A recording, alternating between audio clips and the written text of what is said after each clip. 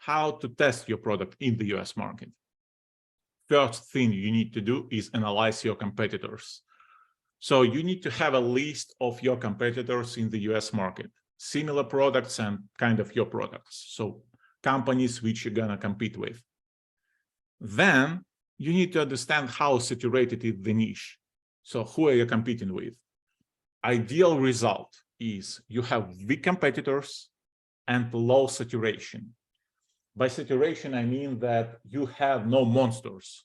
For example, if you have let's say you are competing with Disney Plus, if you are competing with YouTube Kids, if you are competing with like monsters, it would be really difficult to get the clients from them to your product, especially if you're early stage.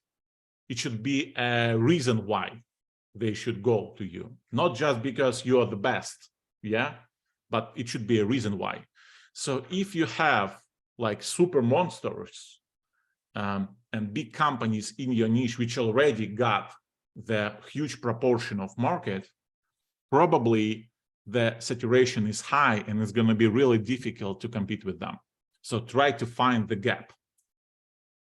Okay, Alex, our product doesn't have a gap. We don't have a gap in the market. What to do? Change it. It's difficult. I think the most important is to find the market size and the market gap. This is super difficult and this is super important to find this connection. Because if you don't have a market size, you could not be sold. If you can find a market gap, you cannot compete with people, you cannot get traction. Your business model wouldn't work. Okay, we have a gap, Alex. What's next? Cost dev. Again, you understood that your product in the US had a huge market size. You understood that your competitors are weak. You don't have monsters who are competing with. And what's next? You do cost dev. What is a cost dev? So the best way to understand it is to go and read the MOM test. Just read the book. It's super simple. Read the book and you will understand. And then use SurveyMonkey or live interviews with your potential target audience, with your potential clients.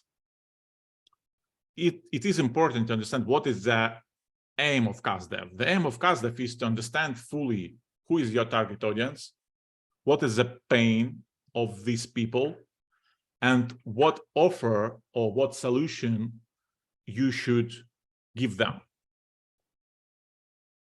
Example, let's again do an exercise with you. Are you here?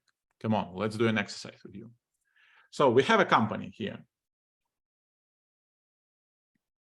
The product of the company is science kits. So you order boxes like kits, and then you unpack it and do some, experiments and some exercises with your children. This is what you do. We have a product here, science kits for children. We have a target audience, grandmothers.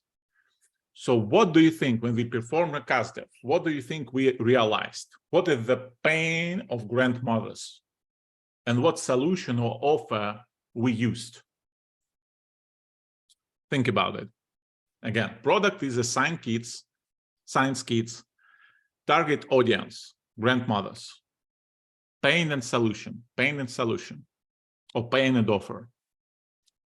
So actually, it was surprising, but from interviews, we realized that grandmother's pain is that they don't spend enough time with their grandchildren. This is simple pain, but we didn't know it.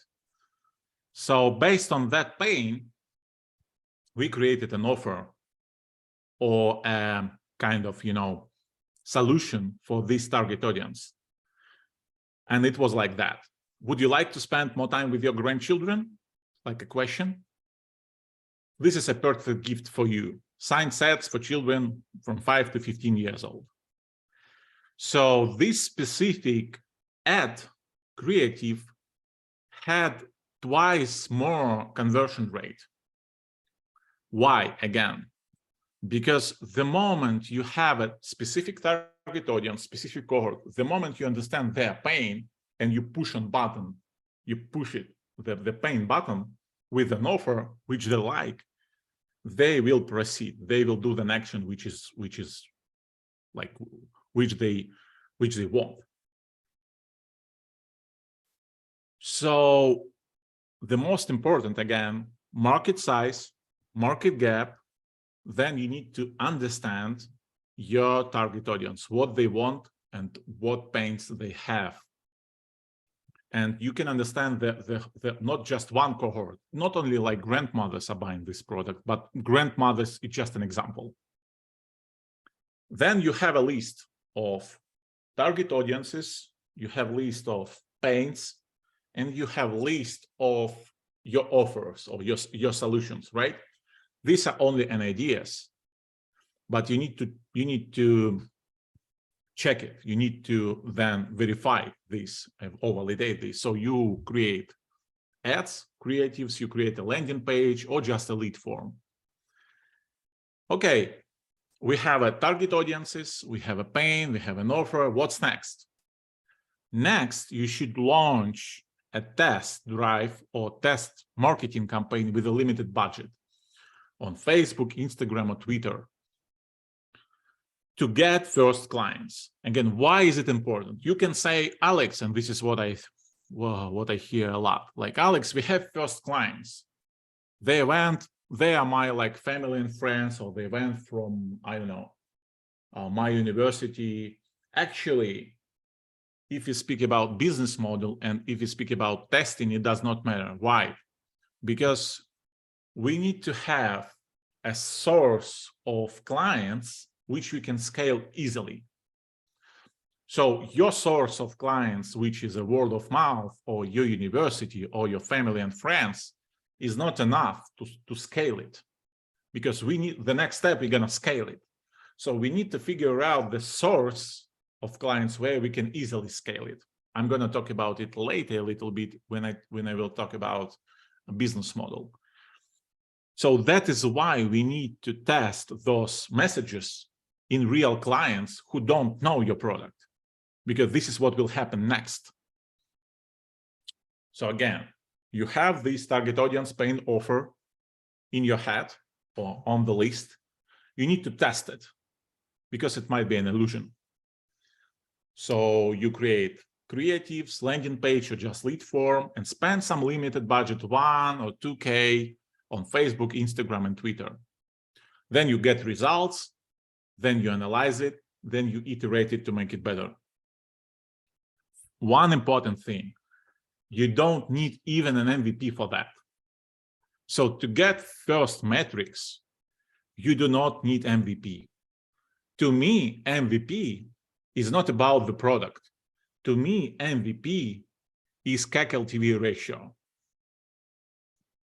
So I'm going to explain you what it is if you don't know. But to me, MVP is this connection: market size, market gap, who is the target audience and why they should buy your product, and first test. This is MVP. Test of sales. This is MVP to me. Because if you have a nice product, if you have a super product, but you don't have a source of clients, it does not matter. It won't fly. So first, you need to think about messaging. And what is happening if you don't do that, usually? So usually startups are pitching. If they're super good, they get funding, and then they spend like 3 months, 6 months, 1 year, 2 years on developing a product. They developed a super nice product only in their heads. It can be an illusion, and usually it's an illusion. So they develop a product. They might even consult with their friends and etc. But the thing is that when they have a product and when they start to sell this product, it turns out that nobody actually needs this product, or they cannot sell it. Again, why? Because first thing you need to do, you need to understand who you're going to sell and how you're going to sell it. You need to estimate the source of sales. And when you have it, you need to adapt your product to their needs, to potential, to real clients' needs. Again, not to your family and friends' needs, not to your university friends' needs, but to real clients, because they would say, they would vote, buy or not buy again or not buy again. And this is where you have more realistic information on the field, yeah,